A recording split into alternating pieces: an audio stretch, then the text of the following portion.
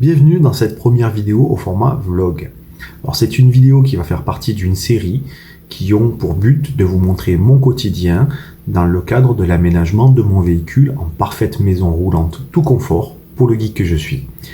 Donc je vais vous parler de tout ce qui tourne autour de la van life et en particulier de bricolage, du choix des matériaux que j'ai pu acheter, des produits, des techniques, mais aussi bien entendu des galères qui me sont arrivées. Donc on va commencer par la base, qui a débuté pour moi à la sortie du confinement début 2020, du premier confinement. Ça a été tout simplement la recherche du véhicule. Et vous allez voir que ça n'a pas vraiment été super facile et de tout repos, donc le premier épisode s'intitule « L'épreuve de l'achat ». Si ça vous intéresse, vous restez avec moi pour la suite de l'histoire.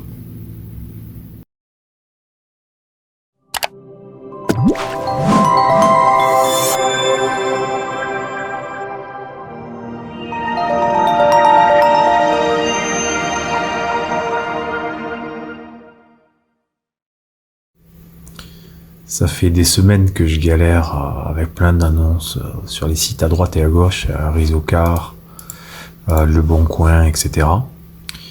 Je suis à la recherche du petit véhicule qui sera parfait pour mes besoins, et c'est surtout la taille qui m'intéresse le plus. Sans faire de mauvais jeu de mots, je veux une longueur et une hauteur utile au maximum possible. Donc du L4 H3 si possible. Et comme les constructeurs ne sont pas tous égaux sur les tailles, il faudrait que je parte sur 3 modèles que j'ai visés en particulier. Je vise le Crafter de chez Volkswagen, qui est vraiment un bon modèle et qui a une bouille qui me plaît pas mal du tout. Et puis après, j'ai aussi son cousin qui peut m'intéresser, puisque son cousin allemand de chez Mercedes, le Sprinter, il a exactement les mêmes dimensions. C'est la même caisse, donc en fait, c'est les mêmes dimensions que le Crafter. Ça peut être donc une alternative si je trouve pas de Crafter, ça peut être pas mal. Puis enfin, je me laisse une autre alternative parmi les véhicules les plus grands du marché, ça va être le Daily. Donc voilà, les 3 véhicules que je vise le plus. J'ai fait beaucoup de recherches, ça fatigue même d'en faire autant. Jusqu'à aujourd'hui. Alors aujourd'hui, j'ai trouvé une annonce qui m'intéresse. C'est un véhicule qui est pas trop mal, un Daily, et puis il est pas très loin de chez moi. Donc en fait, ça, c'est ce qui va m'intéresser, puisque même s'il correspond pas exactement, ça a l'air d'être plutôt un H2, je suis pas sûr de la hauteur, enfin bon. Il est pas loin, donc je pense que je vais aller le voir, si possible. Encore faut-il que le vendeur me réponde, donc du coup je viens d'envoyer un petit message au vendeur, et on va voir ce que ça donne dans les prochains jours.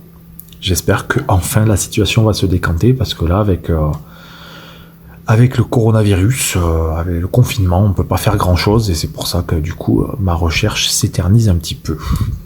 Donc j'espère que ce vendeur va me répondre. Bon, ça fait plus d'1 mois que je range mon frein là, à faire tout plein d'annonces sur le Bon Coin. J'envoie des tonnes de messages, j'ai à chaque fois des réponses un peu bateau quand j'ai des réponses. Et puis là, je retombe encore sur la même annonce la dernière fois. J'avais envoyé un message pour un Iveco Daily dans les budgets, je suis surtout pas très loin d'ici, à Totavel. Le vendeur ne m'a jamais répondu, donc je vais le relancer. Puisque de toute façon, j'ai pas beaucoup d'opportunités. Autant tenter celle-ci. Le vendeur m'a enfin répondu. Le vendeur du Iveco Daily de Totavel, à qui j'ai envoyé un message un peu plus tôt dans la journée, m'a enfin envoyé un message. Par contre, tu vois le genre de message que tu reçois en retour.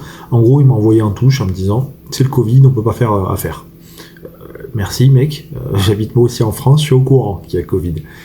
Donc je lui ai tout simplement expliqué que oui, mais rien n'empêchait de prendre des infos et voir si on pouvait avancer.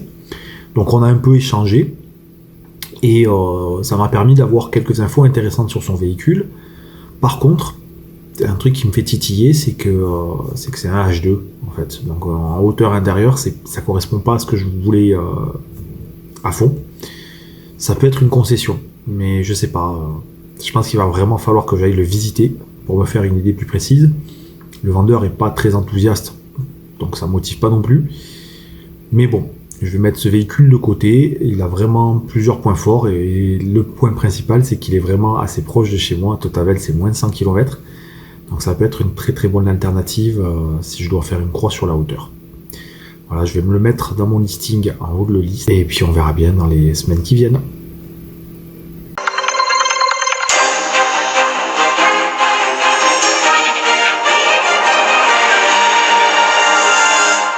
Bonsoir, bienvenue dans cette nouvelle édition spéciale du 20h. Voici les titres de ce journal. Ils étaient désertés depuis 8 semaines. Les centres-villes se sont remis à vivre aujourd'hui. Au premier jour du déconfinement, les commerçants ont levé leurs rideaux, les habitants ont recommencé à arpenter les rues et à se parler à bonne distance. On est enfin sorti du confinement. C'est cool parce que ça veut dire que je vais pouvoir enfin visiter des fourgons et avec un peu de chance trouver celui qui m'intéresse. Bon, on a quand même une petite restriction, c'est qu'on n'a pas le droit de dépasser une certaine distance, aux alentours des 100 km. Mais bon, c'est un vol d'oiseau, donc du coup ça laisse un peu plus d'opportunités. Et du coup, je vais envoyer un message au vendeur de Totavel, le fourgon Iveco Daily que j'ai repéré pendant le confinement. J'espère qu'il va me répondre rapidement, comme ça je vais peut-être pouvoir aller le visiter dans les jours qui viennent. Voilà une bonne chose enfin.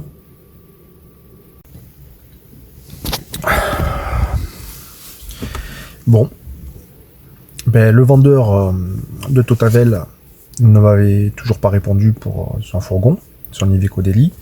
J'ai décidé d'aller jeter un œil pour voir où ça en était, mon message sur le bon coin, et là je me suis rendu compte qu'il avait supprimé et désactivé son annonce. Donc c'est un peu blasant. J'ai essayé de le relancer, je lui ai renvoyé un message, mais dans la foulée je me suis dit c'est pas grave, contacte-le directement par téléphone. C'est ce que j'ai fait. Et là, j'ai eu droit à une réponse, j'ai été expédié en fait. Le monsieur m'a tout juste répondu bonjour, non mais le véhicule est vendu, au revoir. Super, voilà, donc ça m'a un peu blasé, d'autant plus avec la politesse de ce vendeur, mais c'est pas grave, c'est comme ça, c'était probablement pas un véhicule pour moi. J'en aurais probablement de meilleurs, d'autres occasions. Du coup, je me relance dans les recherches dès ce soir. Il faut que je me remotive ce soir à fond sur le bon coin de nouveau. C'est reparti. Bon, mais on va pas rester sur cette blase. On va direct à réattaquer les recherches. Donc on retourne sur le bon coin. Et puis j'espère que je vais trouver des véhicules intéressants. Je suis bien content, je viens d'envoyer un message à un vendeur pour un nouveau véhicule que j'ai trouvé hier en reprenant mes recherches sur le bon coin. C'est tout simplement un Iveco Daily, là aussi proche de celui de Totavel que j'ai eu en refus, un L4H2 avec des roues jumelées. Par contre, il a un moteur plus petit, ce qui permet aussi d'avoir un prix plus faible à la vente. Et il a un gros avantage, c'est qu'il a une galerie de toit, donc c'est des frais à prévoir en moins pour moi, c'est vraiment super intéressant. Donc le vendeur ne répondait pas à mon SMS, donc j'ai directement été le contacter en l'appelant. Et là j'ai eu un super bon feeling. L'appel s'est super bien passé, il était super motivé, il répondait à toutes mes questions sans être dérangé, ça le dérangeait absolument pas, et pourtant j'ai eu pas mal de questions à lui poser.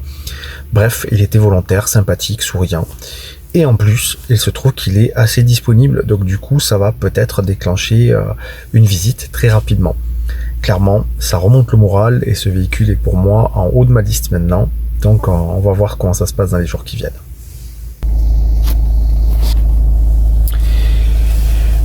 Je souris parce que je viens d'aller faire un tour sur le bon coin, sur mon espace perso. Et j'ai constaté que le vendeur de Totavel qui m'avait éjecté l'autre jour m'a renvoyé un petit SMS, enfin un petit message, pour me dire que son véhicule était disponible. Bizarre le truc. Je l'ai recontacté sans perdre de temps, je l'ai appelé, et il vient de m'expliquer qu'en fait, il avait eu un premier vendeur, un premier acheteur qui finalement s'était rétracté. Du coup, il n'avait pas encore remis le véhicule en vente sur le bon coin, mais il me proposait à moi de voir directement. Alors pour le coup, c'est un vendeur qui a été beaucoup plus ouvert à la discussion, beaucoup plus poli et sympathique, forcément. J'ai pu avoir plus d'informations et j'ai compris pourquoi il y avait anguille sous roche. En fait, son véhicule n'est absolument pas prêt à la vente en France. Ce monsieur est belge, il vit dans le sud de la France et son véhicule est donc belge, immatriculé en Belgique, carte grise belge. Du coup, il n'est pas du tout possible de le vendre en état en France parce qu'en plus, il faut le faire déclasser et passer devant l'Adréal. Du coup, ça a pris du retard à cause du confinement et visiblement, le vendeur n'est pas plus pressé de faire ces papiers-là. Donc, en gros, il voulait prendre son temps et son véhicule, il voulait bien le vendre, mais tranquillement, quoi. Donc, moi, ça m'intéresse clairement pas. Le vendeur est pas du tout sérieux, pas motivé suffisamment en tout cas, et ça m'a clairement refroidi. Bon, j'ai pas pour autant injecté ce dossier, mais ça me fait carrément chauffer à fond pour le dossier de Nîmes, le véhicule que j'ai trouvé sur le Bon Coin en refaisant une nouvelle recherche. Du coup, j'ai contacté immédiatement le vendeur de Nîmes, et lui par contre il est super motivé, il n'y a pas de problème. Du coup, je programme une visite pour ce soir. Donc là, je finis ma journée de boulot très rapidement, et dès que je peux, je fonce en voiture sur Nîmes pour aller faire une visite de ce petit Iveco Daily, en espérant que ça soit une bonne pioche. Donc on va voir ça tout à l'heure. Bon, nous y voilà. J'ai enfin pu faire la visite d'un fourgon sur le Bon Coin. J'avais déjà vu quelques fourgons en concession, mais là c'est le premier sur le Bon Coin, donc en particulier, et possibilité entre guillemets de foncer dessus. La première chose que j'ai constaté quand je suis arrivé, c'est la taille du véhicule. C'est quand même un bon gros bébé qui cumule à plus de 3 mètres de hauteur et 7 mètres de longueur. Pourtant ma voiture n'est pas petite, mais à côté ça fait un peu tout petit. Seconde chose, c'est quand même un véhicule qui a de la bouteille, on va dire, qui a du vécu, plus de 300 000 km. Bon, ça peut être pas très grave, parce que c'est quand même des véhicules qui vont assez loin. Mais ensuite, on voit quand même que c'est pas très propre. L'état général est très très moyen. Malgré tout, rien de très grave côté habitacle. Les sièges par exemple ne sont pas abîmés, là où bien souvent on trouve des sièges abîmés sur des véhicules comme ça. Par contre côté carrosserie c'est très très moyen aussi. Il y a des points de rouille très petits, mais comme si on avait percé à travers la tôle. Il y a eu 2-3 chocs sur la partie arrière, rien de grave je dirais, mais je suis pas assez connaisseur pour vraiment savoir. Bon, le véhicule est clairement pas propre, mais bon, ça reste quand même quelque chose de faisable, on va dire. Peut-être des petits frais de rafraîchissement, mais rien de gros de ce que j'en vois. Après, il y a quand même d'autres problèmes, c'est que il y a quelques points à revoir. Par exemple, le rétroviseur qui est complètement éclaté. Là il va falloir que je fasse des frais dessus, le rétroviseur droit. Et ensuite là où ça titille un peu plus, c'est qu'il y a d'autres problèmes qui pourraient être moteur et mécanique, mais je vais y revenir. Et enfin les pneus c'est quand même en bon état, les plastiques moyens comme pour l'ensemble. Et puis côté intérieur, c'était un peu le bordel. Excusez-moi l'expression, mais bon, le véhicule n'était pas très rangé, donc il y avait encore tout un chargement. Mais ça m'a permis de voir un petit peu comment ça donnait quand je rentrais dedans. La hauteur par rapport à ma taille. Je suis pas très grand, mais je suis pas petit non plus. Je fais dans les 1m77. Et ça allait. Donc je pense que c'est faisable, parce que c'était un de mes gros doutes sur les H2. Et voilà, donc pour le tour du véhicule. Par contre, comme je disais, le gros problème c'est ses voyants, le voyant moteur, le voyant EDC. Et je sais pas trop ce que ça va donner, je vais me renseigner. Et on va voir si ça vaut le coup ou pas. Mais mon impression est plutôt bonne. En plus j'ai l'impression que j'ai une marge de manœuvre. Avec tous ces problèmes, je pense que je pourrais négocier le prix un peu à la baisse et me réserver un peu d'argent pour ces réparations. En tout cas voilà. J'en suis assez content de cette visite, donc voyons voir ce que ça donne. Bien, j'ai réfléchi toute la nuit et ce véhicule que j'ai vu à Nîmes m'intéresse vraiment, d'autant plus que celui de Totavel, c'est catastrophique. Le vendeur est pas très honnête. A priori, son véhicule est même pas prêt. Donc bon, bref, je fonce sur celui de Nîmes. J'ai envoyé un SMS dès que je me suis réveillé au propriétaire à Nîmes pour qu'il puisse voir et faire le contrôle technique. Comme ça, j'en saurai un peu plus. Il m'a répondu a priori que ça serait fait d'ici à lundi. Il a un rendez-vous pour lundi. Donc je suis assez impatient. On va voir ce que ça va donner et vivement lundi pour qu'on puisse avancer, savoir si c'est faisable ou pas. Voilà. Super bonne nouvelle, le vendeur du fourgon sur Nîmes, de l'Iveco Daily sur Nîmes, m'a renvoyé un message directement, alors que j'ai discuté avec lui ce matin. Il m'a dit que le fourgon était déjà passé au contrôle technique, il avait réussi à avancer la date qui était prévue pour lundi, et du coup il m'a envoyé carrément une photo des résultats du contrôle technique avec quelques points à revoir, mais rien de bloquant. Alors justement là je me prends des pincettes parce que après ce que j'ai vu, il y a forcément des points qui auraient pas dû passer au contrôle technique et qui ne sont même pas mentionnés. Bref, je suis content parce que ça ouvre la porte à une vente, mais méfiant parce qu'il y a des choses un peu louches derrière ça. Donc je vais le recontacter, je vais organiser ça, et puis l'avantage c'est que peut-être ça va me permettre de faire descendre le prix. On va voir ça. Pas une super tronche ce matin, et pourtant ça va être une journée un peu spéciale.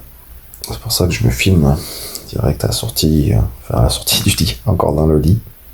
Il est 9h du matin et c'est un jour marqué d'une pierre blanche parce qu'aujourd'hui, si tout se passe bien, je reviendrai à la maison en fin d'après-midi avec la Geeko Mobile.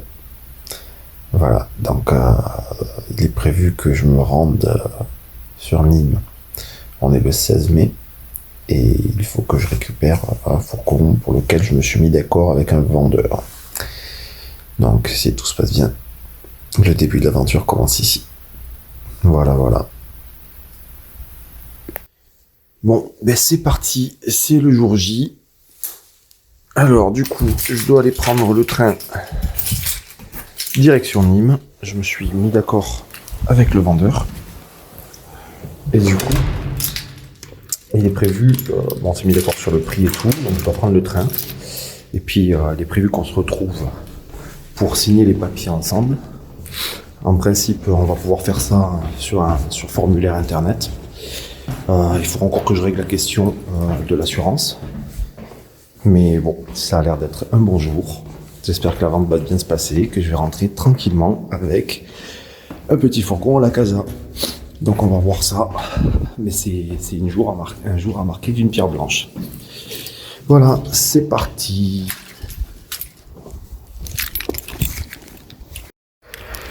Et voilà, je suis propriétaire du fourgon. J'ai signé les papiers, on a fait ça sur internet, ça a pris un peu de temps sur le parking. On s'est mis d'accord sur le prix, bien entendu, on a fait le tour du véhicule, on a fait ces différents papiers sur formulaire internet et tout pour la carte grise. Et puis là, je me retrouve avec le fourgon, je viens de faire un plein d'essence, j'ai de la chance, ça coûte pas très cher avec le coronavirus, le diesel a bien baissé. Et puis en fait, clairement, je suis propriétaire de véhicule, donc je vais vite le ramener en Cerdagne chez mes parents pour pouvoir attaquer les travaux et enfin pouvoir débuter cette aventure. Mais voilà, c'était effectivement une journée à marquer d'une pierre blanche. C'est pas un véhicule parfait, mais ça me conviendra largement vu son prix. J'espère que je vais vite avancer et que l'aventure va démarrer vraiment aujourd'hui. Voilà, je suis propriétaire. Et je te remercie d'avoir regardé jusqu'au bout ce premier vlog. J'espère que ça t'aura plu et que ça va te motiver pour la suite, puisque dans le second épisode, je vais te parler des galères que j'ai connues avec le véhicule pour le ramener sur Carcassonne, puis ensuite chez mes parents. Et puis, si tout ce qui tourne autour de la van life t'intéresse, je t'invite à consulter mes réseaux sociaux. Je vais parler de tout ce qui est aménagement véhicule, etc. Tu peux donc me retrouver sur mon compte Instagram, mais aussi sur ma chaîne YouTube ou encore sur mon site internet. Voilà, encore merci, puis je te dis à la prochaine.